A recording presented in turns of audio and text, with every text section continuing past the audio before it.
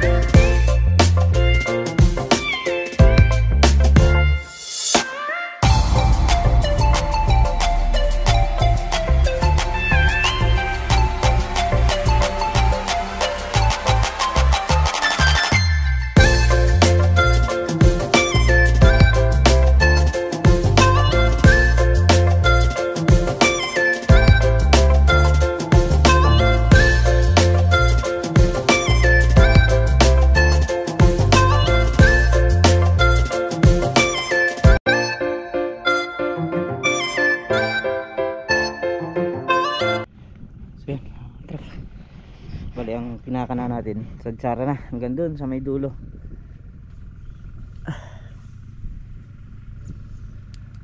Dulo na yung sadsara natin.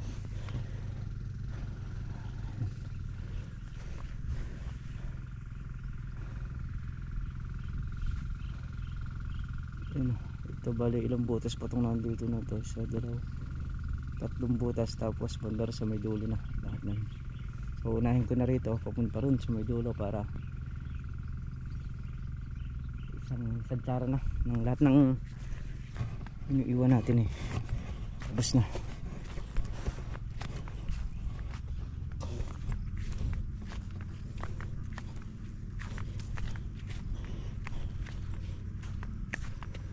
Update natin ang palaya. Ano po sila. Meron ng sa pangalawang alambre, meron na rin yung lampas. Ayan, ito bunga na po yan, bungang puno ang tawagin dito.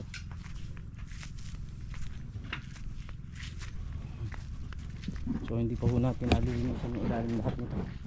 Kailangan po natin i-trim yung ilalim para magdire-diretso sa taas. Saka hindi na po natin ibabali para hindi na masaktan. So, meron na tayo. Pirahin ko na to.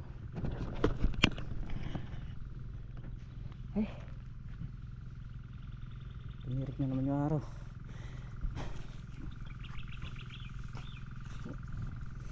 Nakasadyad na naman tayo rito. Bibili muna tayo ng ulam. Aray,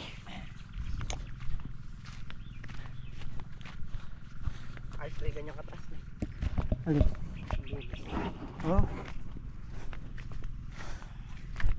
ito yung ulam. Yun, bali bumili na lang ako ng lutong ulam kasi oras na din. So alas 11:30 na. Kaya lutong ulam na lang yung dinala natin, binili.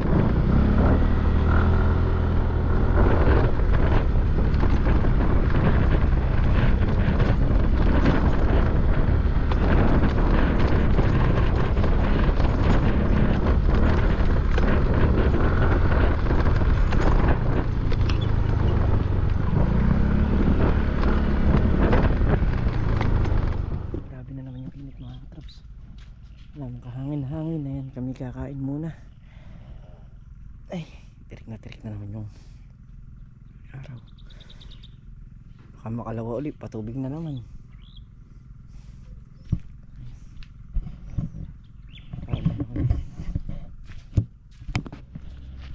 Lumamig ng konti.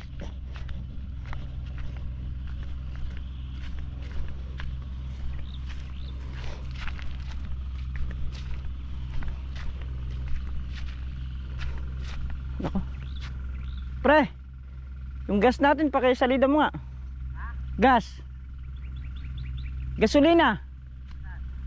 Andyan ah, sa may ano, bodega. Andyan. Bibiling ko lang sandali talim nito.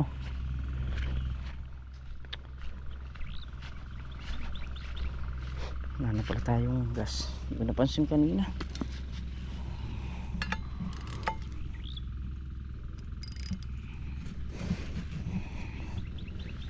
Hirap naman.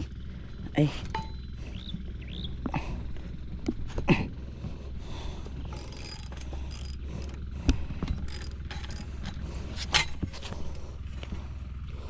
Kailangan natin biling puro na yan.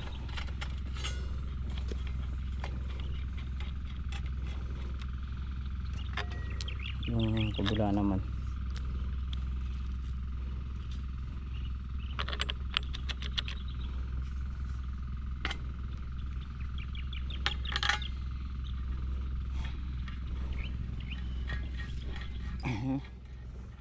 tumirik na naman.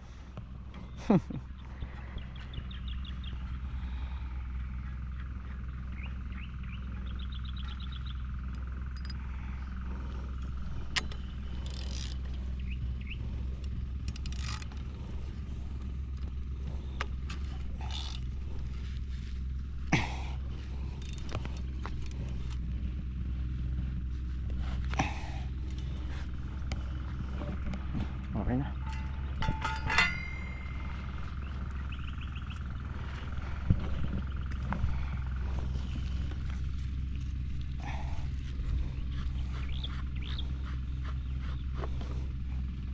Karga na ng gas. Puro putik tayo kasi yung mga bagong basa kahapon inabutan natin doon sa dulo. Kaya pumipikit pa yung lupa.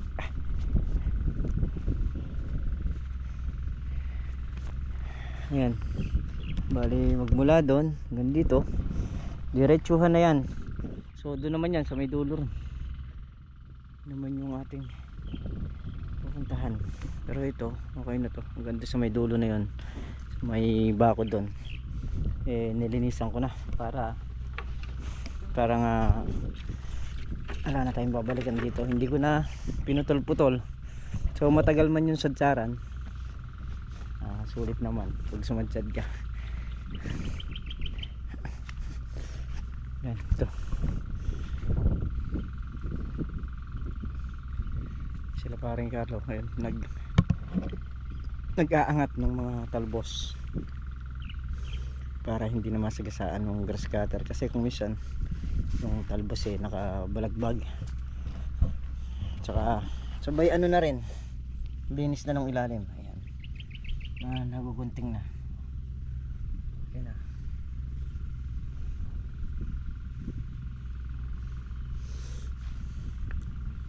So sana itong ampalaya natin magdire-diretso na at kahit paano makabawi-bawi man lang. Kasi alam naman natin na talo yung nakaraang lagay natin. So yung nakaraang lagay naman ito naman yun talagang halos lahat naman ang kasabay natin pinalitan din.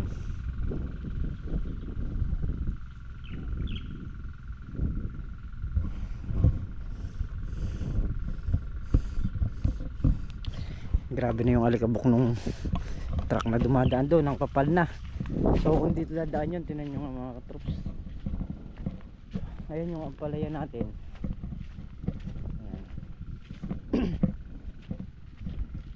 Ayun lang yung daan. Lampas lang sa poste na yan, daan na yan. So lahat ng alikabok dito pupunta, kagaya nyan yung hangin puro pag ganun, puro papunta ron. Lahat nang aabutan yan kung pumayag tayo na dumaan sila dyan posibilidad na mamatay. Yung mga manggahan doon, nako, puno na ng alikabok. Saka yung mais nga, yung mais na nakatanim doon, masusunog na yung mga dahon. Pero wala silang pakialam. So yun mga katrops, pauwi na tayo. So bali hindi pa rin nangyari yung ating grass cutterin, bukas pa.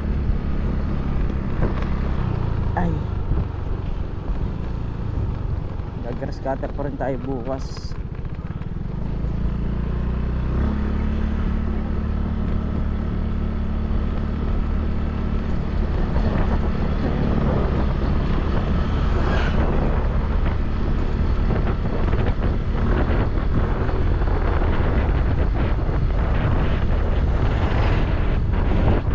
Dito paradahan ng mga truck.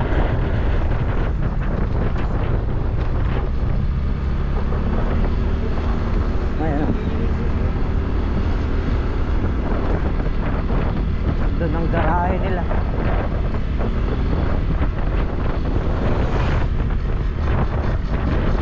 Masyado na rin yung kapal nung alikabok nung daan. Naka bumaba. Malaki binaba ng daan. Hindi naman nila sigurado tatambakan yan. Dahil ang alam lang nila yung makikinabang sila. Malabo nilang tambakan. Alam lang nila yung dadaan sila, pero yung tatambak sila doon, dadagdagan nila, malabo yun.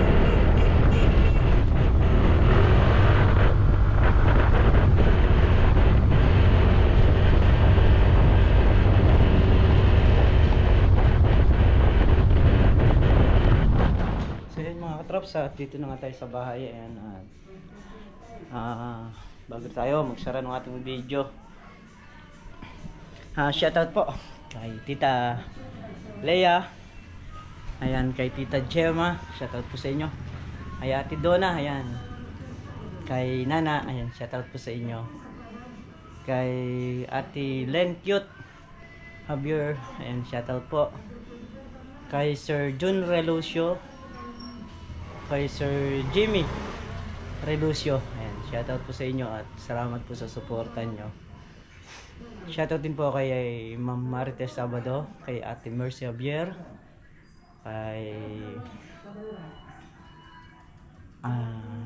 Sir Alexander Diamante, ayan, shoutout din po sa inyo. Bukas po papatuloy natin yung ating gagrass cutterin, at bukas po baka sakali meron nang magbibideo sa atin, kasi nahihirapan ako pag nagtatrabaho ko. Halos hindi ko naman nakukuhanan ng video, basta yung trabaho ko, trabaho lang. O minsan nakakatamaran ko na rin tayo yung camera na para kumuha. Kaya po yung mga video natin hindi ganun kahaba, pero bukas po siguro baka isama ko yung isang bata. Ayan, so bali may alaga nga po pala kami rito ngayon sa bahay na 4 na bata. At yun, baka sakali isama ko yung isang bukas para meron tayong tagakuha ng video at na bibidyohan yung mga kilos natin sa bukid. So hirap din po kasi nahirap din po kasi yung ako yung nagbibideo na sa sarili ko, nahihirapan ako. Kumisan nga po dahil kung gusto mo mangyari yung trabaho, hindi ka na maaabala rin sa pagbibideo, trabaho ka lang ng trabaho. Sakali po bukas meron na po tayo magbibideo. Ayan, so sa kapal, yun nga pong nabanggit ko kanina, sobrang kapal na rin ng alikabok na nandun. Buti na nga lang at dumi sila ng daan. Ayan, pero hindi naman din nila tatambakan yun, ganun na lang din yun. Malaki na ibinaba nung daan.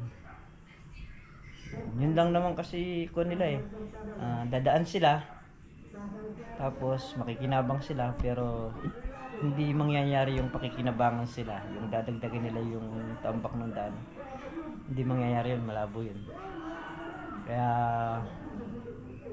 kumisan mas mainam din yung mahigpit ka. So hindi ka mahigpit, hindi ka maluwag. Ganun lang tayo.